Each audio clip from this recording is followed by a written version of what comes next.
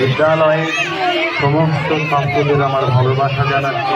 বিদ্যালয়ের প্রধান শিক্ষিকা, সমস্ত শিক্ষক শিক্ষিকা ও বিদ্যালয়ের আবাসিক সবাইকে আমি অভিনন্দন জানাচ্ছি। উপস্থিত অভিভাবকদের আমার অভিনন্দন। মহারাজের ভাষণ শোনার পরে, মহারাজের সুন্দর কথাগুলো শোনার পরে আমার আর কিছু বলার থাকে না। আজকে আনন্দের দিন, আপনারা সবাই, তোমরা সবাই আনন্দ করুন। না না, এখন ভাষণ নয়।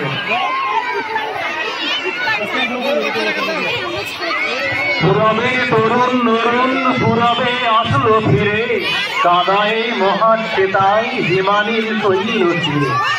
উঠিলি পর্দা দাঁড়ি, ঘুমাতো রূপকুমারী, এলে কি স্বপন চারি, তাহারই নগ্নতা আছে। সেই পূর্ণতার বিকাশই হলো শিক্ষা। তোমরা স্কুল কলেজ স্কুলেতে শিক্ষা পাচ্ছ, কিন্তু তোমাদের জানতে হবে যে আমাদেরকে পূর্ণতা প্রাপ্ত করতে হবে। শুধু ডাক্তার ইঞ্জিনিয়ার হলে পারেই জীবনের পূর্ণতা আসে না, পয়সা রোজগার করতে পারলেই জীবনের পূর্ণতা আসে না। আমাদের পূর্ণ স্বরূপ, আমাদের সেই পূর্ণ স্বরূপকে জানতে হবে, তবেই হবে আমাদের ভারতবাসী হওয়ার সার্থকতা। বুঝেছ?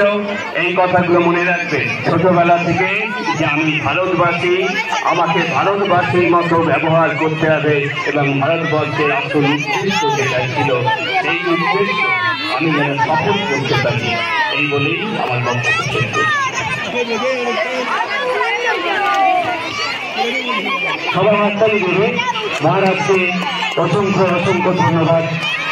এরপর আজকের অনুষ্ঠানে সভাপতি মাননীয় কুণাল পানি মহাশয়কে কিছু বক্তব্য